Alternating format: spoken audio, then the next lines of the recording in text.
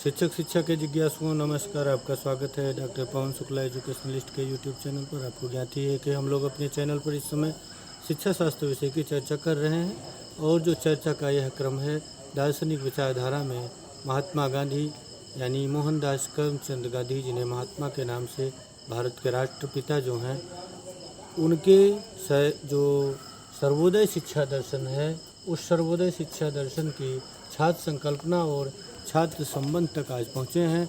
जो हमारा आज के वीडियो का अंक है वह छात्र संकल्पना और छात्र संबंध के बारे में है। आप यह जानते ही हैं कि गांधी जी का जो पूरा जीवन था वह सत्य के प्रयोग पर ही चला था और गांधी जी सत्य के प्रयोग को ही करते हुए पूरे जीवन को व्यतीत किए थे। वे बालक के संदर्भ में, ईश्वर के संदर्भ में इतना विश्वास रखते थे कि वो बालक को भी ईश्वर का अंश मानते थे और प्रत्येक बालक को ईश्वर का अंश मानने के कारण स्वाभाविक रूप से वे बालकों को बड़ा उच्च स्थान प्रकट करते थे। तो आइए उनकी छात्र संकल्पना को समझते हैं। तो छात्र संकल्पना में और छात्र शिक्षक संबंध को आगे समझेंगे। छात्र संकल्पना में क्या है कि गांधी जी के अनुसार प्रत्येक बालक दैवी तत्व से युक्त है। पहली बात तो जो गांधी जी मानते हैं कि प्रत्येक बालक क्या है, प्रत्येक बालक दैवी तत्व से युक्त है। इसका मतलब है कि हर बालक में स्वयं ईश्वर विद्यमान है। जैसे कि भारतीय परंपरा जो सनातन धर्म की मान्यता है, अवधारणा है, विश्वास है, कर्मफल का सिद्धांत है, वह कहता है कि प्रत्येक बालक का जो है वह जन्म जो होता है जीव जगत में वह ईश्वर का ही अंश होता है।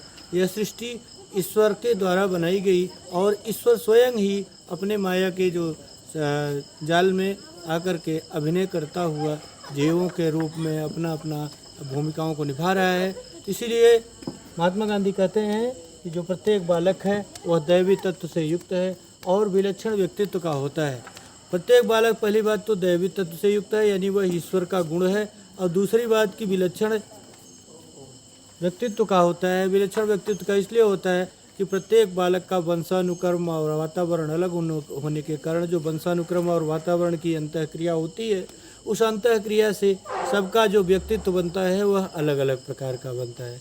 तो गांधी जी एक तरफ तो स्पष्ट रूप से कह रहे हैं कि जो बालक है, हर बालक का जो है, बालक की जो प्रकृति है वो दैवत्व है, यानी जो बालक है वह दैवत्व से परिपूर्ण है, वह दैवत्व से परिपूर्ण है और क्योंकि वो देवी तत्व विद्यमान है। और इसके साथ ही वे कहते हैं कि विलक्षण व्यक्तित्व का होता है। विलक्षण व्यक्तित्व यानी सबसे अलग होता है। सबसे अलग क्यों होता है? उसका कारण है कि जो व्यक्तित्व की जो यही जो व्यक्तित्व के निर्माण के लिए बालकों को या किसी को भी जो उनका वंशानुक्रम से जो प्राप्त गुण होते हैं, यानी जो वंशानुक्रम होता है और जो वातावरण होता है, परिवेश जिसमें वे रहते हैं, वो चाहे सामाजिक परिवेश हो, चाहे मानसिक परिवेश हो, चाहे भौतिक परिवेश हो, चाहे पारिवारिक परिवेश हो, चाहे आर्थिक परिवेश हो, चाहे धार्मिक परिवेश हो, चाहे मूल्यात्मक परिवेश हो, चाहे परिवेश का जो पूरा समेकित रूप है, परिवेश के जितने अंग हैं सबको मिला करके जो बनता है, उसमें एक वह व्यक्ति बालक विद्यार्थी है और वह दोनों में अंतःक्रिया के परिणाम स्वरूप ही विकसित होता है। और जो उसका विकसित होना है वही व्यक्तित्व है, क्योंकि जो विकसित होने के बाद दूसरों के समक्ष अपने आप को प्रस्तुत करता है वही व्यक्तित्व कहलाता है। तो गांधी जी कहते हैं कि जो यही विलक्षणता है, यही विलक्षणता उसे समाज का जो है अनुपम योगदान करने योग्य बनाती है समाज में। और सर्वोदय के अनुसार शिक्षा जो है सभी बालकों का अधिकार है। वह शिक्षा ये चाहे जैसे भी हों, क्योंकि ये वैयक्तिक भिन्नता से युक्त हैं, तो सबको शिक्षा का समान अधिकार है। और जो दैवी अस्तित्व को स्वीकार किया गया है ना, इसके व्यक्तित्व संबंधी जो शारीरिक भावात्मक पक्षों की उपेक्षा नहीं की गई है। गांधी जी लिखते हैं कि मनुष्य न केवल बुद्धि है। गांधी जी जब इसकी बात को करते हैं कि उसका जो व्यक्तित्व है और उसका जो दैवी तत्व है, दोनों अंतःक्रिया करते हैं संपरिवेश से, तब जाकर के वह एक व्यक्तित्व के रूप में विकसित होता है। तो गांधी जी कहते हैं कि मनुष्य न केवल बुद्धि है और न केवल पाशवी शरीर है, यानी मनुष्य न केवल बुद्धि है और न केवल पाशवी शरीर है और न केवल आत्मा है और न केवल वह हृदय है। समग्र मनुष्य के निर्माण में इन सभी तत्वों का उचित समन्वय आवश्यक है। गांधी जी कहते हैं कि जो ये मनुष्य है वह न तो केवल बुद्धि है, न पार्श्वी शरीर है, और न केवल आत्मा है, न केवल हृदय है, बल्कि वह बुद्धि, पार्श्वी शरीर, आत्मा, हृदय सबका एक मेल है, सबका एक उचित समन्वय है, एक अप्रोप्रिएट इंटीग्रेशन है। बिना उसके समन्वय के उसका निर्माण नहीं होता है। वह अप्रोप्रिएट इंटीग्रेशन है। किसका किसका इंटीग्रेशन है? बुद्धि का है, पार्श्वी शरीर का है, आत्मा का है और हृदय का है। और ये जो शरीर बनता है, समग्र शरीर मनुष्य के निर्माण में, ये जो इस सबका निर्माण होता है, सबका निर्माण आवश्यक है। बालक का शरीर जो है इंद्रियों और मस्तिष्क उसके व्यक्तित्व के बाह्य पक्ष हैं, और लेकिन जो बालक के व्यक्तित्व निर्माण में समाज जो है उसका वो बहुत ही महत्व है। और विद्यालय, घर के जो सामाजिक परिवेश हैं उनकी अंतःक्रिया, ये समग्रता, ये जो पवित्र जीवन के लिए आवश्यक है। तो जो ये समग्रता, जो समन्वय है, वह कहाँ से मिलता है? इस समन्वय जो तैयार होगा वही समाज से, परिवार से अंतःक्रिया करेगा और उस प्रक्रिया के परिणाम स्वरूप ही उसको आगे बढ़ाएगा, विकसित करेगा। गांधी जी कहते हैं कि जो सुचारू रूप से अध्ययन के लिए पवित्र जीवन आवश्यक है। वे कहते हैं कि जो सुचारू अध्ययन के लिए पवित्र जीवन आवश्यक है। क्या चाहिए सुचारू अध्ययन के लिए? पवित्र जीवन चाहिए। ये पवित्र जीवन के बिना सुचारू अध्ययन की बात स्वीकार नहीं करते गांधी जी, कि सुचारू अध्ययन के लिए पवित्र जीवन आवश्यक है। गांधी जी लिखते हैं कि जो तुम्हारी शिक्षा है वह सर्वथा बेकार है यदि उसका निर्माण सत्य एवं पवित्रता की नींव पर नहीं हुआ है, और यदि तुम अपने जीवन की पवित्रता के बारे में सतर्क नहीं हुए तो वह सब व्यर्थ है, चाहे भले ही तुम महान विद्वान ही क्यों न हो जाओ। कह रहे हैं कि जो शिक्षा का प्रयास है, यदि वो पवित्र जीवन न बना सका, अगर वह जीवन जो शिक्षा बनी हुई है उसका निर्माण सत्य और पवित्रता की नींव पर नहीं हुआ है, तो आप कितने भी महान हो, उस शिक्षा का कोई मतलब नहीं है। आगे वो कहते हैं कि हमारी संपूर्ण शिक्षा वेद पाठ, संस्कृत, ग्रीक, लैटिन भाषाओं का शुद्ध ज्ञान आदि वृथा है, बेकार है, यदि इनके द्वारा हमारे हृदय की पवित्रता में वृद्धि नहीं होती है। यदि इनके द्वारा हमारे हृदय की पवित्रता में वृद्धि नहीं होती है तो ये सब बेकार है, इनका कोई अस्तित्व नहीं है। तो गांधी जी कहते हैं कि जो ये संपूर्ण शिक्षा है, वो चाहे वेद पाठ हो, चाहे कुरान पाठ हो, चाहे जो भी किया गया, धार्मिक हो, संस्कृत हो, ग्रीक हो, लैटिन हो, अंग्रेजी हो, उर्दू हो, कुछ भी हो, यदि इनका ज्ञान वृथा है। कब वृथा है, बेकार है? यह तब बेकार है ज्ञान इनका कि जब इनके द्वारा हमारे हृदय की पवित्रता में वृद्धि नहीं हुई। यानी जो जीवन का एक पवित्र पक्ष है, आध्यात्मिक पक्ष है, जिसके द्वारा जीवन मूल्यों का एक मार्ग प्रशस्त होता है, यदि उसमें कोई खोट रह गई, कमी रह गई, तो वह फिर शिक्षा का अंग नहीं हो सकती।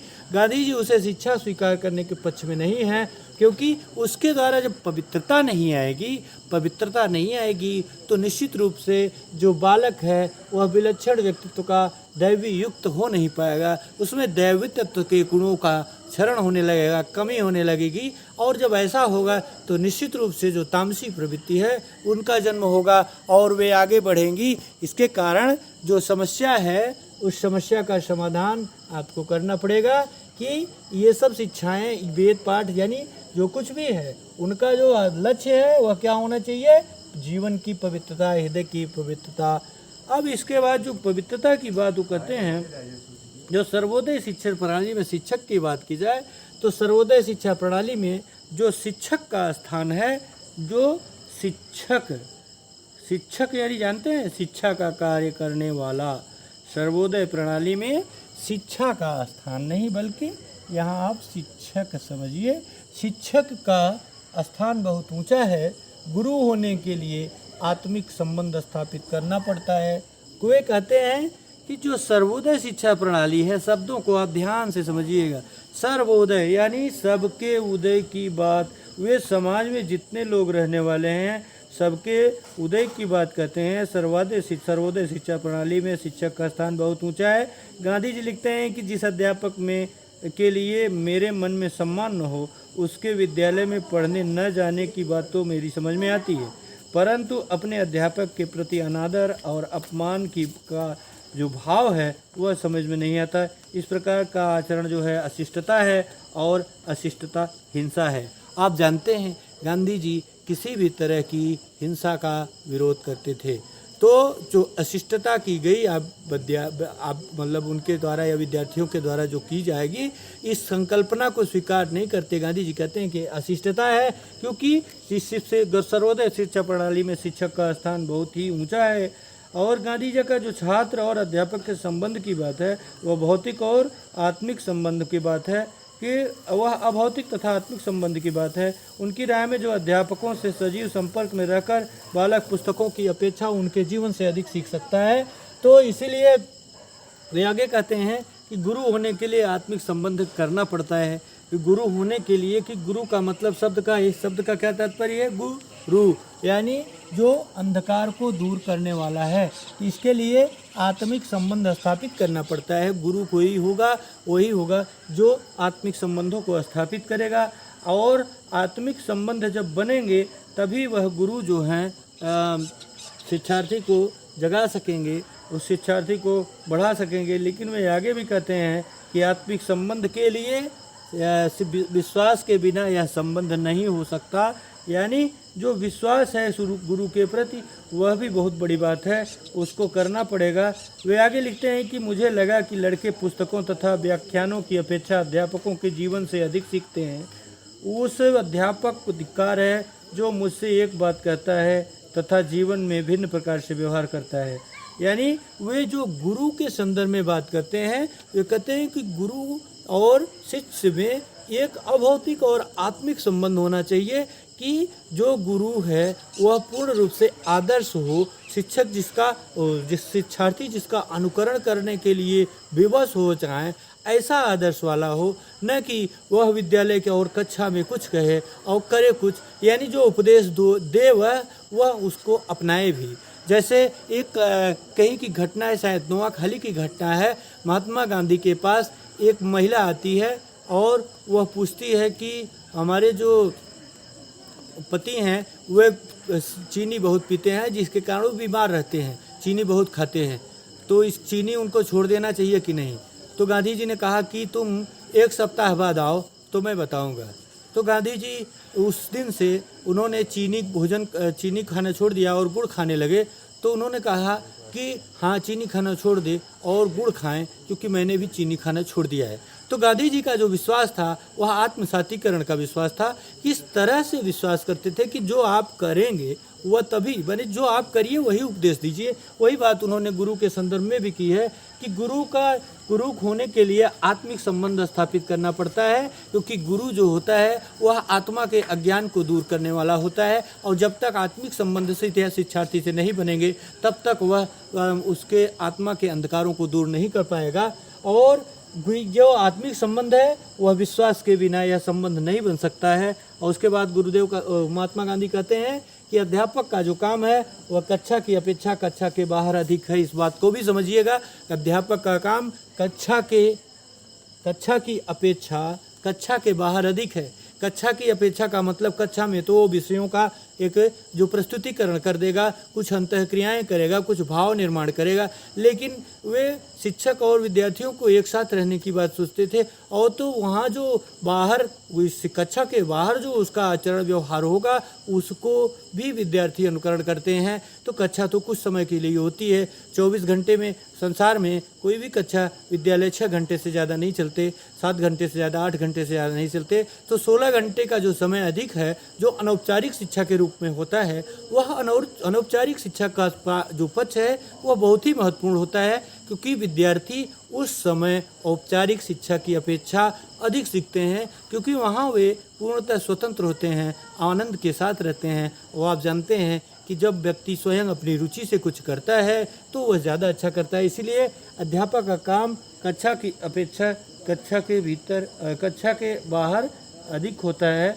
और जो कक्षा के इसके आगे वो कहते हैं, इस मजदूरी वाली ज़िंदगी में जहाँ वेतन के लिए अध्यापक कार्य करते हैं, उनके पास कक्षा के बाहर के छात्रों के लिए समय नहीं है।